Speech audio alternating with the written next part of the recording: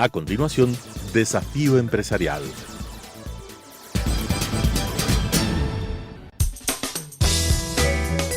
Clasificación B, bajo supervisión de un adulto.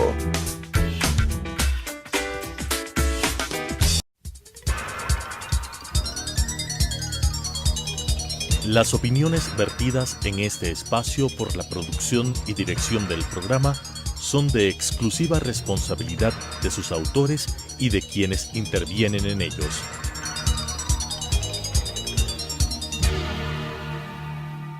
Telesucesos Canal 29 UHF presenta Desafío Empresarial, un programa para dar a conocer el mundo de la empresa y del mercado de valores, esenciales para el desarrollo del país, con la conducción de la doctora Mónica Villagómez. Desafío Empresarial. Nuevamente un gusto estar con ustedes con el programa Desafío Empresarial, que como conocen trata de tres temas principales que son el mercado de valores, las empresas familiares y su gobierno y gobierno corporativo. Y es un programa de corte formativo, por eso siempre estamos viendo los principales principios y las principales instituciones que abrigan estos tres grandes temas. Esta mañana tengo el gusto de contar con Ulises Alvear. Él es el presidente de la Casa de Valores Metro Valores y vamos a tratar de un tema que lo hemos mencionado de manera muy breve, pero que ahora vamos a profundizar, y es esta figura o esta institución jurídica que se llama la oferta pública de valores. Institución que está en el país desde el año 93, cuando se crea la primera ley de mercado de valores, y que cada vez ha ido tomando más fuerza y más importancia. Simplemente para resumirles, la oferta pública de valores es una invitación que se hace al público en general o a un grupo específico de ese público para que adquiera valores o para que venda valores. Y esa oferta es absolutamente reglada. ¿En qué sentido es reglada? En que la ley dispone cuáles son las normas que deben aplicarse y hay regulación secundaria que también lo hace. Entonces es una figura reglada y además controlada tanto por la Superintendencia de Compañías y de Valores como por las bolsas de valores.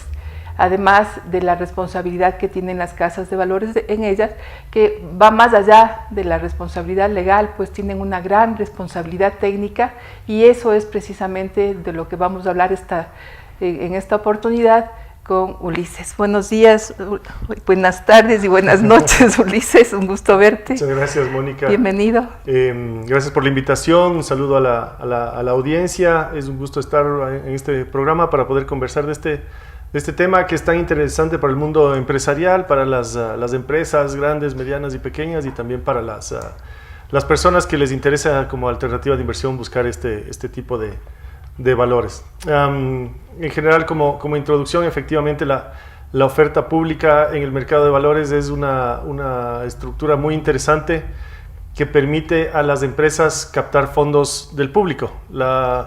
Las únicas instituciones que pueden captar fondos del público abiertamente, digamos, son los bancos, y las empresas, a través de la oferta pública inscrita en la Superintendencia de Compañías, en el catastro del mercado de valores y en las bolsas de valores, les permite también acceder a inversiones del público a través de emisiones de obligaciones, de papel comercial o del registro especial bursátil. Entonces es una herramienta muy interesante que les permite a las empresas tener financiamiento adicional del mercado de valores, financiamiento alternativo al financiamiento bancario, y les permite en ciertos momentos competir tener una alternativa de competencia frente al financiamiento bancario, en momentos que empresas se sienten con pocas alternativas, por ejemplo, de financiamiento desde el lado de las instituciones financieras. Así que es una herramienta muy interesante, muy amplia, muy accesible.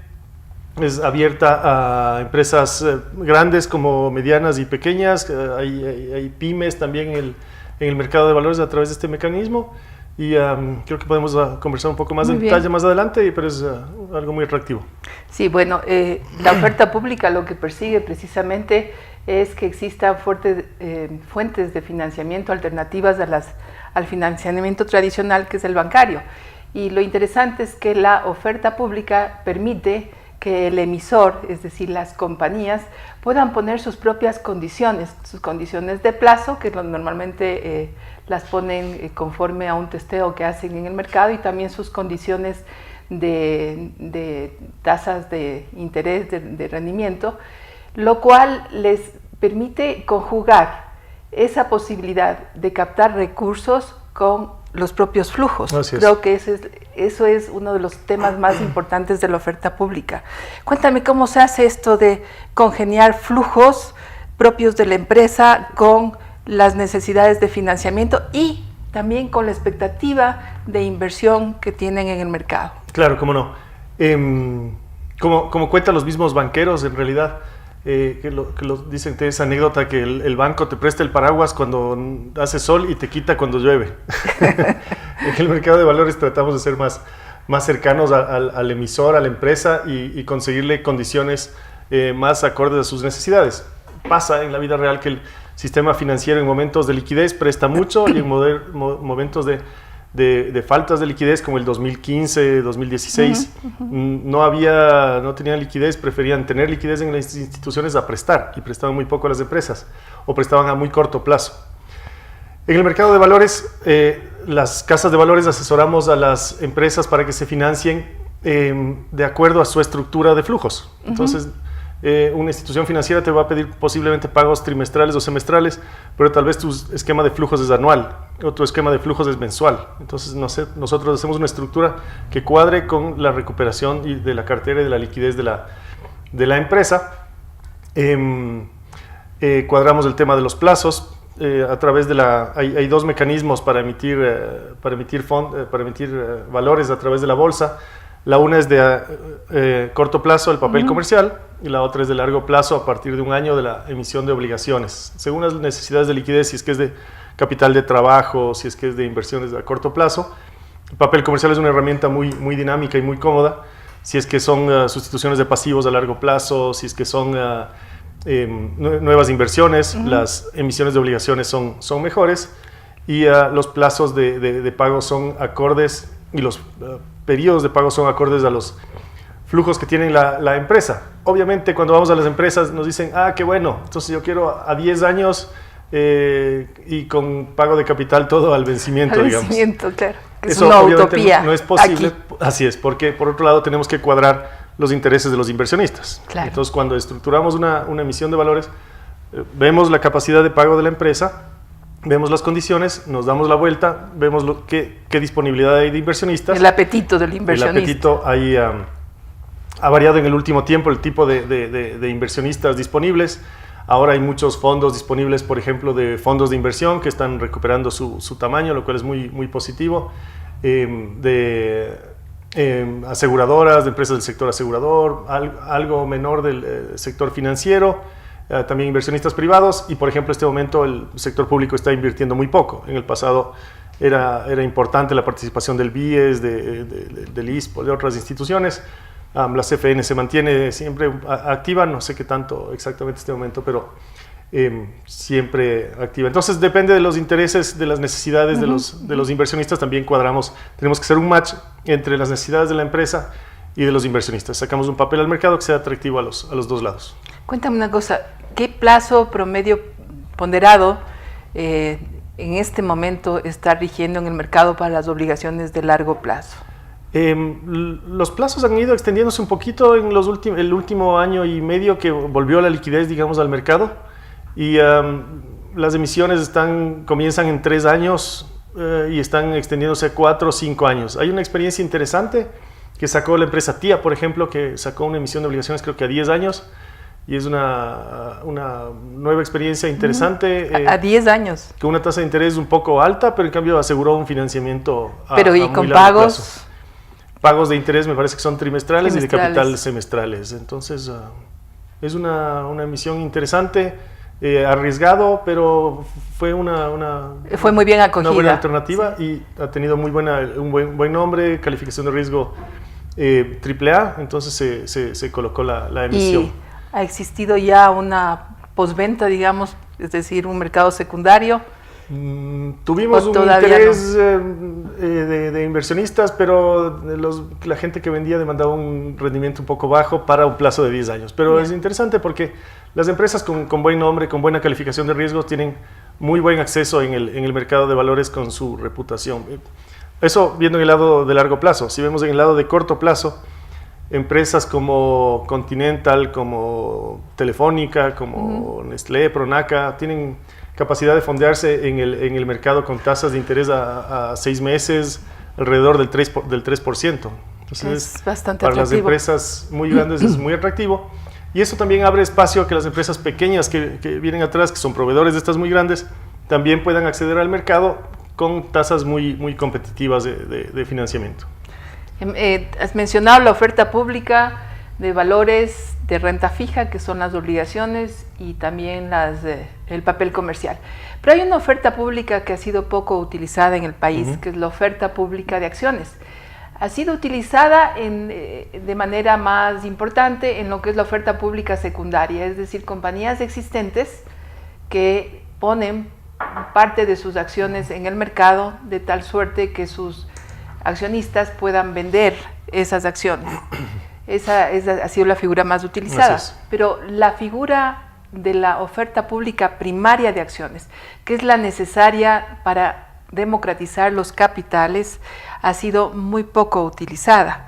Coméntanos en qué consiste esta institución de la oferta pública de acciones y cuáles crees tú que son las razones por las que no ha sido utilizada en la medida que debería ser en un mercado de valores que se caracteriza, en el Ecuador se caracteriza por la renta fija, pero el concepto del mercado de valores bursátil es precisamente la democratización de las acciones. Sí, justo, iba a comentar lo que mencionaste en la pregunta. El mercado de valores ecuatoriano y algunos mercados cercanos del colombiano son mucho de renta fija, son de empresas que emiten deuda, de títulos del Estado en los que se negocian deuda. Entonces, hay una cultura alrededor de esto, como en Estados Unidos, en cambio, se iban al oeste y emitían unos papeles, algunos eran legales, algunos eran ilegales, pero en base a eso financiaban o el tren o las mineras o los convoys al oeste, como el Wells Fargo y otras cosas más. Había otra cultura de otra forma de financiamiento que es mediante la emisión de acciones. En el Ecuador eso es menos común, las empresas son más familiares, quieren tener más control, no se sienten tan animadas a salir a bolsa ni con deuda, pero con acciones, pero bueno, ya el número de emisores inscritos en la bolsa es atractivo, está cercano a los 400, de los cuales la mayoría son renta fija, obligaciones, papel comercial. Pero del lado de las acciones hay los dos lados. Uno, que la gente no está muy dispuesta a abrir su capital y recibir nuevos inversionistas, pero por otro lado también hay el tema de que los inversionistas tienden a ser muy conservadores, y yo creo que además desde la crisis de la dolarización, la gente es en teoría más conservadora y busca invertir 100, que le devuelvan 100 y tener un rendimiento. Entonces con la renta variable no sucede eso, uno invierte algo y con una expectativa posiblemente de ganar más, pero en algún momento puede tener alguna pérdida. Tiene un mayor riesgo. Hay volatilidad, hay mayor riesgo, con la esperanza de tener mayor rentabilidad. Hay algunas hay una experiencia, las experiencias, como tú decías, principales son de mercado secundario. Una experiencia interesante que yo he mencionado cuando conversamos del tema es el del grupo Marathon, por ejemplo.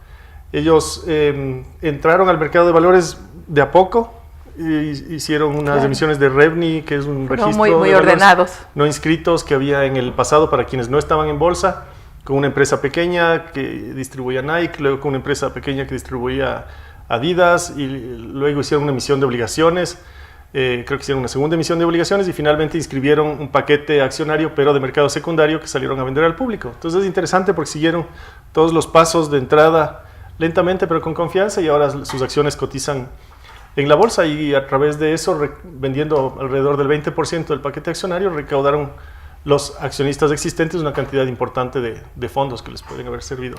Claro, es que la figura de la oferta pública y algo que da es la posibilidad de la liquidez para los que son propietarios de un valor, ¿no? Y en el caso de la oferta pública de acciones, lógicamente incide de manera negativa esa desconfianza que tienen las empresas de abrir el capital para que otros terceros vengan a ser parte de la propiedad, es decir, del capital, que implica muchas veces que quieran estar también en el directorio. Entonces son procesos largos, y procesos largos que en este país se está tratando y en otros países se ha logrado solucionar a través de buenas prácticas de gobierno corporativo que haga que la empresa abra su capital, pero que las reglas sean tan transparentes que se sepa exactamente cuál va a ser la participación en la propiedad, en los derechos de los propietarios de una empresa, ¿no? Entonces, aquí creo que se ha trabajado, pero falta. Es un tema muy importante, pero si uno piensa desde el punto de vista financiero, el financiamiento de una empresa a través del lado del capital es el más cómodo y económico. Si uno toma una deuda con un banco, la empresa tiene que tener el flujo para devolver pagar a los 6 meses o al año la deuda con el banco. Si hace una emisión de obligaciones, en 2, 3 o 5 años tiene que hacer el pago. Con las acciones la empresa no tiene que pagar ese flujo y le permite crecer de mejor manera. Si genera utilidades, paga dividendos, y si no genera utilidades, no paga dividendos. Conversábamos con gente en la Bolsa de Santiago y emisores con el apoyo de la Bolsa de Valores, que hicimos algunos cursos de allá hace algunos años, y ellos decían: en Chile no se puede concebir que una empresa que quiere crecer no puede concebir estar en el mercado de valores, y no puede concebir tener el financiamiento más cómodo, que es las acciones. Claro. Y eso les permitía, a través de las inversiones de los fondos de pensiones, emitir acciones, tener accionistas importantes que están con su presencia a través del gobierno corporativo en los directorios, y les permitió crecer. Y, por ejemplo, les permitió comprar muchas compañías peruanas. Entonces, Falabella y otras más, Ripley, se expandieron, ya no podían expandirse más en Chile, y fueron a comprar compañías en Perú, por ejemplo, y en otros mercados. En el Ecuador nos está pasando al contrario. Empresas de economías en teoría más pequeñas, como centroamericanas, están comprando empresas ecuatorianas, como Pronaca, Produbanco, no sé si se me ocurren otros nombres más en este momento, lo cual sería más bien interesante que sucediera al contrario, y atraído por la dolarización, que este sea un mercado que atrae flujos y que permite a las empresas financiarse y crecer, y más bien ir a comprar, que los ecuatorianos seamos accionistas de empresas en otros países. Así es, tú has puesto sobre la mesa un elemento que es fundamental cuando se trata del mercado de acciones y de la oferta pública de acciones, y es que no es que se sale a abrir el capital porque simplemente es una novelería. Se sale normalmente cuando existe ya una madurez en la empresa, y tú has mencionado un camino para madurar, que es precisamente el que siguió Marathon, primero con emisiones en mercado de aclimatación, luego en mercado de renta fija con obligaciones, con papel comercial, y finalmente llegó a las acciones. Pero esto está muy atado al desempeño del sector empresarial, porque un sector empresarial que ha estado con una camisa de fuerza difícilmente ha podido pensar en la expansión y en la innovación, que son dos de los factores más importantes para el financiamiento a través del capital. Claro. Entonces, por eso es que ha sido más fácil que vengan al Ecuador a comprar empresas los centroamericanos, a que los ecuatorianos expandan su capital, incluyan en la propiedad a terceros y puedan salir de los límites trazados, ¿no? Incluso el día de ayer se realizó la junta de accionistas de una institución financiera importante de aquí del Ecuador, y se mencionaba, había preocupación porque el precio de la acción está relativamente bajo. El precio de las acciones en el Ecuador son relativamente bajos, las valoraciones da que son bajas, es decir, son muy atractivas. Especialmente el sector financiero, ¿no? Especialmente el sector financiero, pero incluso las empresas comerciales como La Favorita y otras. Si comparamos las relaciones precios-ganancias y algunos índices de valoración, en el Ecuador eso está en 4, 5, a veces menos que eso. El estándar internacional del Dow Jones hasta algunos años era que eso esté en 14. O sea, uno puede pagar hasta 14 veces las ganancias. Aquí en el Ecuador no se paga 4 o 5 máximo. Y en este momento el Dow Jones está en 28. Entonces en el Ecuador se paga 4 veces, en Estados Unidos se paga 28. Las acciones americanas están muy caras, las ecuatorianas están muy baratas. Es interesante en este momento comprar. Pero bueno, a lo que iba es que ayer se mencionaba que, por ejemplo, ser accionista de una institución financiera era hasta hace poco casi un delito. Nadie quería participar porque había persecución mediática, política, y si eres accionista de más del 6% de una institución financiera no podías tener ni un otro negocio, no podías tener unas... Bueno, sigues teniendo esas condiciones. Claro, no podías tener ni unas vaquitas, creo, y vender leche porque es prohibido por la ley. Entonces, claro, hay barreras de entrada también a que los propios ecuatorianos participemos de negocios interesantes, negocios muy formales, negocios muy ordenados que reportan sus balances a la superintendencia, a las bolsas, que pagan sus impuestos, que generan empleo y que permiten el crecimiento del país.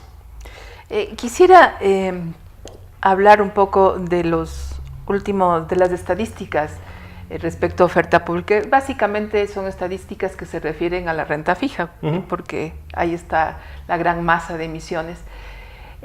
Estaba revisando un poco de información y pude observar que del 2006 al 2012 el crecimiento de las emisiones fue del 183% hasta el 2012. Y a partir del 2012 ha ido bajando progresivamente hasta que en el 2016 se reporta un decrecimiento de las emisiones en un 36%, me parece, si no estoy equivocada.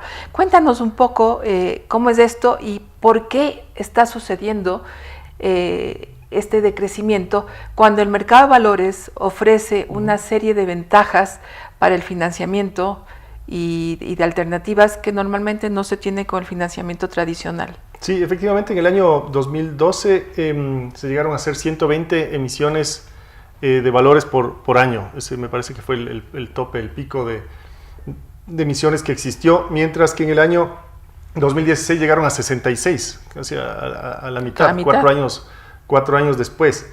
Hay algunos motivos. En el año 2014 se emitió unas reformas a la ley de mercado de valores que cambiaron algunas consideraciones respecto a las emisiones de valores, y por ejemplo uno de los valores más afectados fueron las titularizaciones.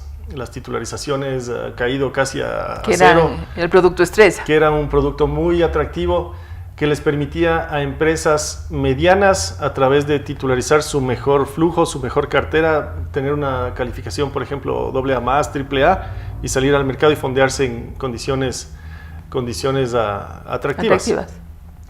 Porque uno podía comprar, si bien comprar una inversión en una empresa no muy grande, pero digamos que vendía los flujos, que vendía una empresa muy grande que es AAA, entonces tenía... ¿Qué es esto? Antes de que continúes, ¿qué es esto de vender los flujos?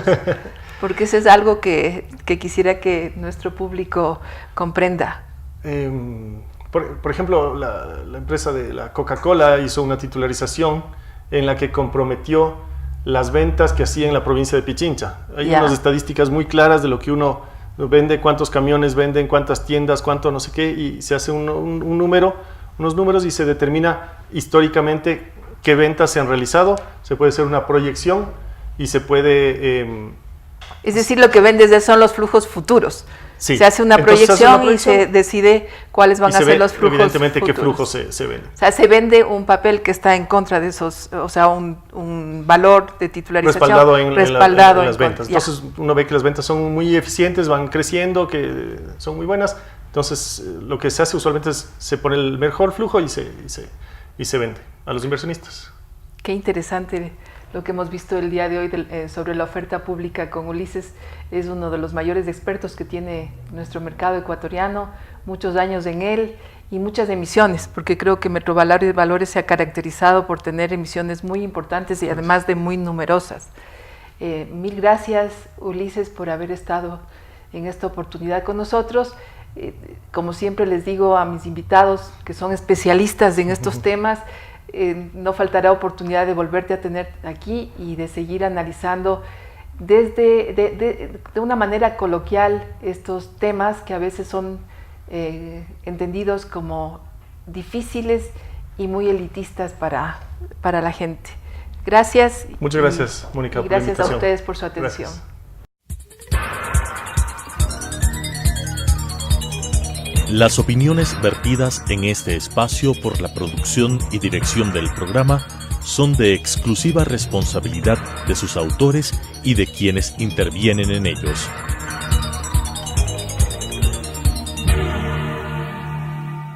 Telesucesos Canal 29 UHF presentó Desafío Empresarial, un programa para dar a conocer el mundo de la empresa y del mercado de valores esenciales para el desarrollo del país, con la conducción de la doctora Mónica Villagómez. Desafío Empresarial.